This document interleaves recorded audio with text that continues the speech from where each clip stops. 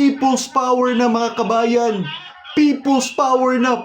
Filipino people. Ano pang hinihintay natin? Lumabas na tayo sa mga bahay natin. Suportahan natin ang Davao City. May people's power na sa Davao City. Mag-join na kayo. Join na tayo, bro. Join na tayo mga guys and girls. Labas na.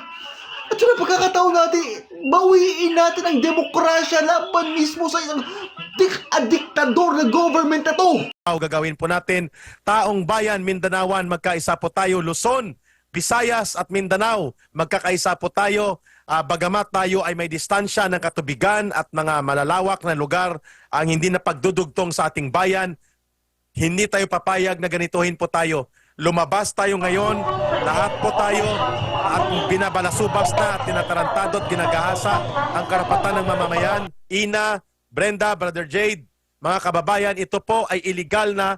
Ang layunin nito ay mag-blast na napakalakas na sound, wasakin ang ating eardrum at hindi magpakinggan ang taong bayan.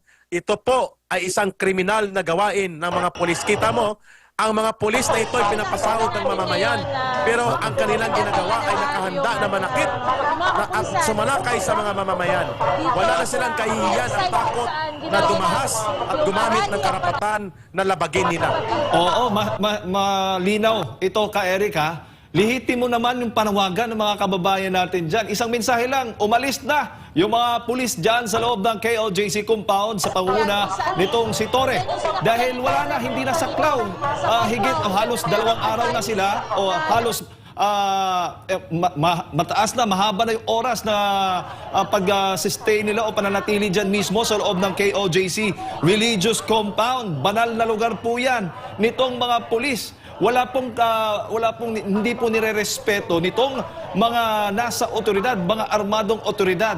Yung pagrespeto, yung tiwala ng bayan, lalo na ng mga Davaoenyo, wala na, partner, dahil nasira na sa pamumuno nitong si Torre na talagang atat na atat, gigil na habulin yung mga subjects nila. Hindi pa naman ito convicted at hinihintay pa natin yung motion ng legal counsel doon sa DOJ. Hindi pa sinasagot.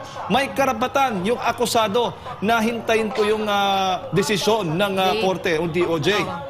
Jade, wala na nga kasing umiiral na batas sa rehimen nito ni Bongbong Marcos Jr.